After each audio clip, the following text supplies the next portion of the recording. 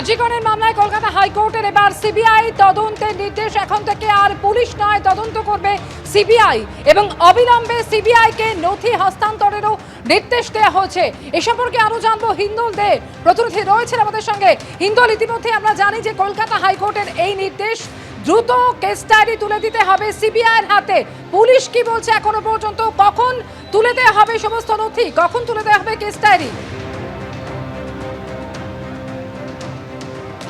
একেবারে দেখো, লালবাজারের পক্ষ থেকে যা স্পষ্টভাবে বলা হচ্ছে, সিবিআই যখনই তাদের কাছ থেকে সমস্ত নথি চাইবে তখনই কিন্তু তারা দিতে প্রস্তুত রয়েছে, তেমনটাই লালবাজার সূত্রে খবর। পাশাপাশি এই যে সিবিআই তদন্তভার নেওয়ার পর কলকাতা পুলিশের পক্ষ থেকে যেটা বলা হচ্ছে, এখনও পর্যন্ত তারা তদন্তে যা যা পেয়েছে, যেসব তথ্য তাদের কাছে এসেছে সেই সব তথ্যও কিন্তু তারা তুলে দেবেন। এমনকি যা সিজ করা হয়েছে সেরকম কিছু যে সিজার লিস্ট অনুযায়ী যা রয়েছে সেইগুলোও কিন্তু সিবিআইয়ের হাতে তারা তুলে দেবেন। যেগুলো ফরেন্সিকে পাঠানো হয়েছে সেগুলো ফরেন্সিক থেকেই সিবিআই আধিকারিকরা কালেক্ট করে নেবেন, তেমনটাই কলকাতা পুলিশ সূত্রে বলা হচ্ছে। এবং তোমাকে বলে রাখি যে কলকাতা পুলিশ যেটা বলছে যে সিবিআই তদন্তভার গ্রহণ করার আগে পর্যন্ত যে তদন্ত প্রক্রিয়া চলছিল তারই অঙ্গ হিসাবে আজকে মোট 37 জনকে ডাকা হয়েছিল। তার মধ্যে আর.জি. কর হাসপাতালের অ্যাসিস্ট্যান্ট সুপার, যিনি কিনা পরিবারকে ফোন করে জানিয়েছিলেন যে তার পরিবারের মেয়ে তিনি আত্মহত্যা করেছেন, তেমন একটা ইনফরমেশন দেওয়া হয়েছিল। যে অ্যাসিস্ট্যান্ট সুপার সেই তথ্য দিয়েছিলেন, সেই অ্যাসিস্ট্যান্ট সুপারকে ডাকা হয়েছিল। এবং চেস্ট মেডিসিনের যিনি এইচওডি তাকে ডাকা হয়েছিল। এবং 4 জন যে জুনিয়র ডাক্তার যারা তার সঙ্গে খাওয়া দাওয়া করেছিল, অর্থাৎ কিনা মৃতা সেই জুনিয়র চিকিৎসক, তার সঙ্গে তারা যে রাত্রেবেলা খাওয়া দাওয়া করেছিলেন সেই 4 জনকে কিন্তু আজও ডাকা হয়েছিল। এরকম মোট 37 জনকে ডাকা হয়েছিল। এছাড়াও সন্দীপ ঘোষ, তাকে কিন্তু নোটিশ পাঠানো হয়েছিল আজ আসার জন্য, কিন্তু তিনি শুধুমাত্র আসেননি, কেন তার আগেই সিবিআই তদন্তের নির্দেশ চলে আসে।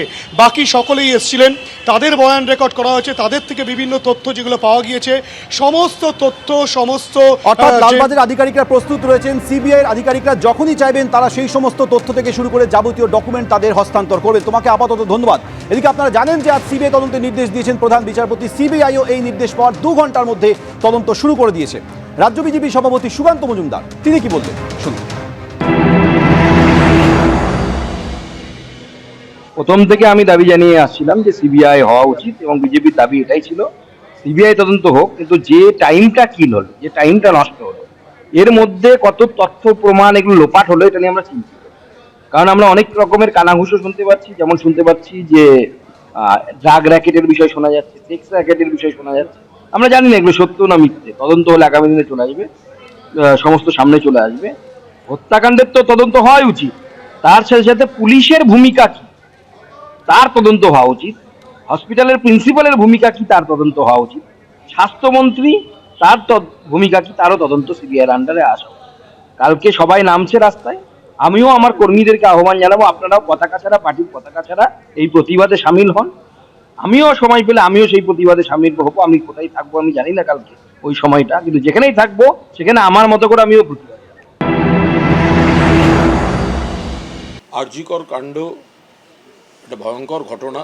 প্রথম থেকে মুখ্যমন্ত্রী মমতা বন্দ্যোপাধ্যায় অত্যন্ত কড়া মনোভাব নিয়ে রেখেছিলেন এবং প্রথম থেকেই মমতা বন্দ্যোপাধ্যায় বলে দিয়েছিলেন যে যদি অন্য কোনো এজেন্সি তদন্ত করে, যদিও কলকাতা পুলিশের সেরা টিম তারা কাজ করছেন, 24 ঘন্টার মধ্যেই একজনকে গ্রেফতার করেছেন, তদন্ত চলছে, কিন্তু মাননীয় মুখ্যমন্ত্রী বলে দিয়েছিলেন যে যদি অন্য কোনো এজেন্সির হাতে তদন্ত যায়, অর্থাৎ মুখ্যমন্ত্রী তার কোনো যে আপত্তি থাকবে না, অন্য কোনো এজেন্সির হাতে তদন্ত যদি যায় আমাদের কোনো আপত্তি থাকবে না, এটা মুখ্যমন্ত্রী প্রথম থেকেই বলে এসেছেন।